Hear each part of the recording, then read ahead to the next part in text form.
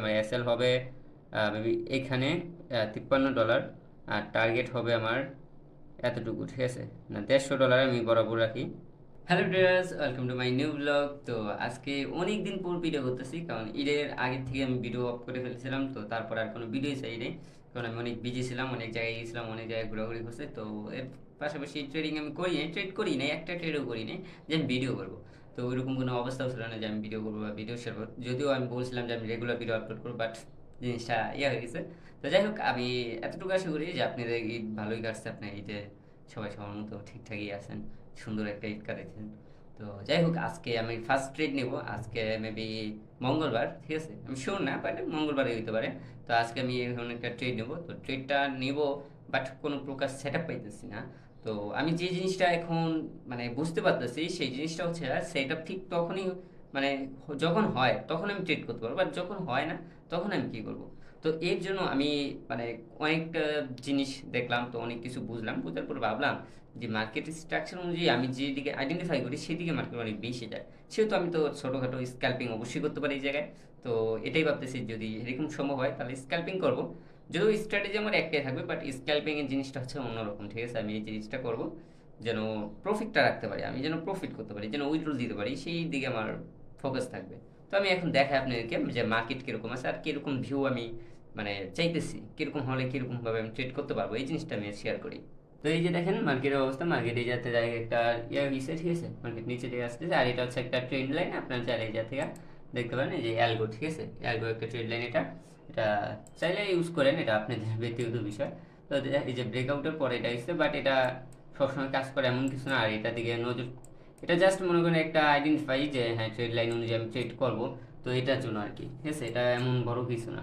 তো আমি এখন যে জিনিসটা দেখবো, দেখেন এই জায়গায় কিন্তু বিওএস হয়েছিল একটা, তো চেঞ্জ অফ ক্যারেক্টার হয়েছে এই জায়গায়। এখন আমি উপরতে আমার করতে হবে, তাছাড়া হবে না।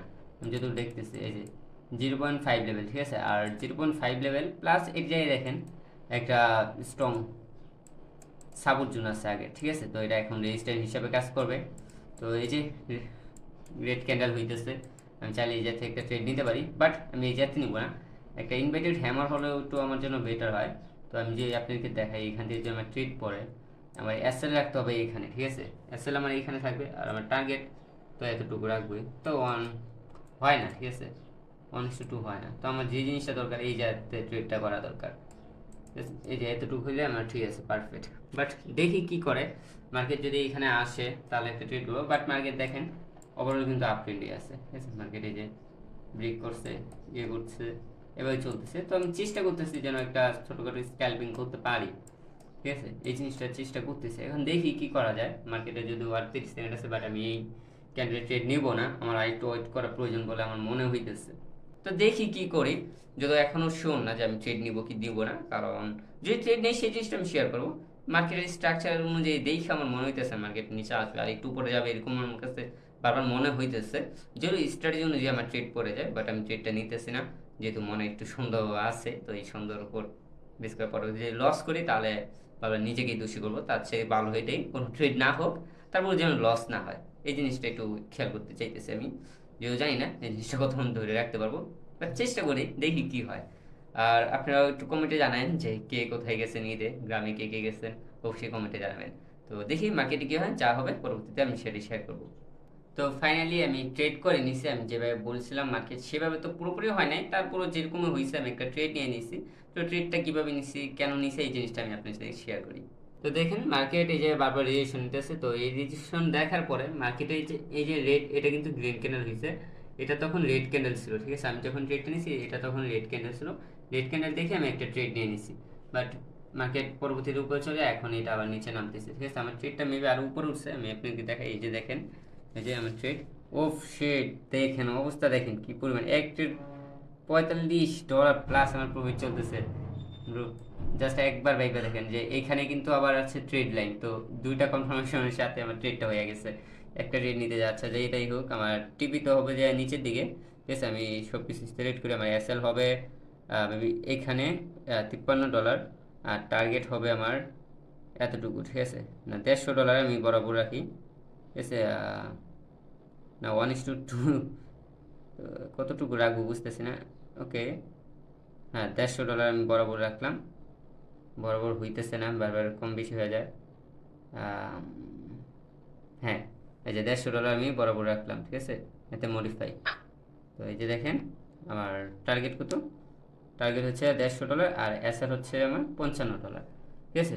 যদিও মার্কেট উপরে উঠতেছে, এই যে দেখেন মার্কেট কীভাবে চলতেছে, বাট এখান থেকে আবার উপরে যাবে কি না বুঝতেছি না। যদি উপরে চলে যায় তো কিছু করে নেই, বাট নিচে আসার একটা চান্স আছে, এটা দেখে আমি ট্রেডটা নিয়েছি। এখন দেখি কি করে মার্কেটে। তো ওয়েট করে দেখি যে মার্কেটে কী করে। আমি ট্রেড তো নিলামই, এখন যদি প্রফিট হয় তাহলে তো ভালোই, আর যদি লস হয় তাহলে আর কিছু করার নেই, লসটা আবার রিকভার করতে হবে কোনোভাবে। বাট এটা আমি যেভাবে ভাবছিলাম যে স্ক্যাল্পিং করবো সেভাবে করি না, এটা জাস্ট আমি স্ট্র্যাটেজি অনুযায়ী ট্রেডটা করছি। তারপর দেখি এটা ডাবল একটা কনফার্মেশন আছে, একটা ট্রেড লাইন আছে, তো এই জিনিসটা দেখে আমি ট্রেডটা হয়েছে। এখন দেখি কি হয়, যেটাই হবে সেটাই মেনে নিতে হবে, আর কিছু করার নেই। এতদিন পরে ট্রেড করতেছি, নিজের কাছে একটু একটু ভয় তো লাগতেছে, যেহেতু এতদিন মার্কেটে ছিলাম না, মার্কেট কী হয়েছে না হয়েছে কিছুই জানি না এতদিনে। জাস্ট আজকের মার্কেট দেখে আমি ট্রেড করছি, বিগত দিনে কোনো মার্কেট অ্যানালাইসিস করি নাই। আজকে যে চার্টগুলো হয়েছে, মানে যে ক্যান্ডেলগুলো হয়েছে সেই ক্যান্ডেলগুলো দেখে একটা ট্রেড নিয়েছি, এতটুকুই। তো দেখি, ওয়েট করি। তো ফাইনালি আমার ট্রেডটা প্রফিট হয়ে গেছে। তো এতদিন পরে একটা ট্রেড করছি আর এই ট্রেডের মধ্যে প্রফিট হয়ে গেছে, তো নিজের কাছে অনেক বেশি আনন্দ লাগতেছে, এটা বুঝতে পারতেছেন। কারণ অনেক দিন ট্রেড করি না, ঠিক আছে, প্রায় এক সপ্তাহের উপর হয়ে যাবে আমি ট্রেডই করিনি, কোন মার্কেটে ঢুকিনি। তো এতদিন পরে একটা ট্রেড করলাম, ট্রেড করার পরে $150 প্লাস প্রফিট করে ফেললাম। তো এটা আমার জন্য অনেক। এখন আমি আপনাকে দেখাই যে মানে কিভাবে প্রফিটটা হয়েছে। তো এই যে দেখেন মার্কেটে, এই যে আমার ট্রেডটা ছিল এখানে, আর এই যে আমার প্রফিট হয়ে গেছে। তো মার্কেট এটার সমান আসছে দেখেন, আমি তো টিপে রাখছিলাম এতটুকু, বাট এতটুকু পর্যন্ত চলে আসছে মার্কেট। তো এই জিনিসটা একটু ভালো লাগলো যে এরকমভাবে প্রফিট হয়ে গেছে, আমি যেভাবে চাইছি মানে কারেক্ট সেভাবে প্রফিট হয়েছে। তো আমি তো এখন দেখাই আপনাদেরকে, এই যে MT5-এ, ঠিক আছে, MT5-এর মধ্যে দেখাই। তো এই যে ওয়াটার হিস্ট্রি, তো দেখেন $152 আমার প্রফিট হয়েছে, ঠিক আছে। তো এটাই ভালো লাগলো যে এতদিন পরে একটা প্রফিট হয়েছে আমার। এই যে এখন তো আর কোনো ট্রেড করবো না, যদি এই যাতে আরেকটা ট্রেড চাইলে আমি নিতে পারি রাউন্ডের জন্য, ঠিক আছে, এই যাতে চাইলে আরেকটা রাউন্ডের জন্য নিতে পারি, ছোটোখাটো স্ক্যাল্পিং হবে আর কি, 20-30 পিপস এইভাবে। বাট এইগুলো আমি আর করতে চাইতেছি না। তো যেহেতু এতদিন পরে ট্রেড করলাম আর ট্রেডের মধ্যে আমি প্রফিটও করে ফেলছি, সেহেতু তো আমার আর কোনো ট্রেড করার প্রয়োজন আছে বলে আমি মনে করি না। এখন জাস্ট মার্কেটে একটু অ্যানালিসিস করবো, যেন সামনের দিনগুলোতে ভালো প্রফিট করতে পারি, সেই দিকে একটু মনোযোগ করব। তো এভাবেই হয়তো কামব্যাক করতে পারি, অন্যথায় কিছু করে নেই। কামব্যাক তো অবশ্যই আমি করবো, কারণ আগে যেভাবে প্রফিট হতো সেভাবে এখন আর হয়ই না, জিনিসটা অনেকটা নষ্ট হয়ে গেছে আমার। তো অনেক কিছুই হইতেছে লাইফে, যে কারণে ট্রেডিংয়ের মধ্যে ইফেক্টটা অনেক বেশি পড়তেছে আমার।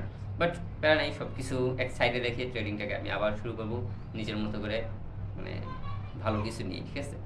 তো আর হ্যাঁ, যারা টেলিগ্রাম গ্রুপে জয়েন হন অবশ্যই টেলিগ্রাম গ্রুপে জয়েন হয়ে পড়েন, সেখানে কিন্তু প্রায় সিগন্যাল দেওয়া হয়, আপনারা চাইলে কপি করতে পারেন অথবা কনফার্মেশন নিতে পারেন, এটা আপনাদের ইচ্ছা। তো আপনারা চাইলে টেলিগ্রাম গ্রুপে জয়েন হতে পারেন, ঠিক আছে। তো আজকে ভিডিওটা কেমন আছে অবশ্যই কমেন্টে জানাবেন, আর যারা চ্যানেলটাকে সাবস্ক্রাইব করে নেয় অবশ্যই চ্যানেলটাকে সাবস্ক্রাইব করে দেবেন। দেখা হবে আমাদের নেক্সট ভিডিওতে।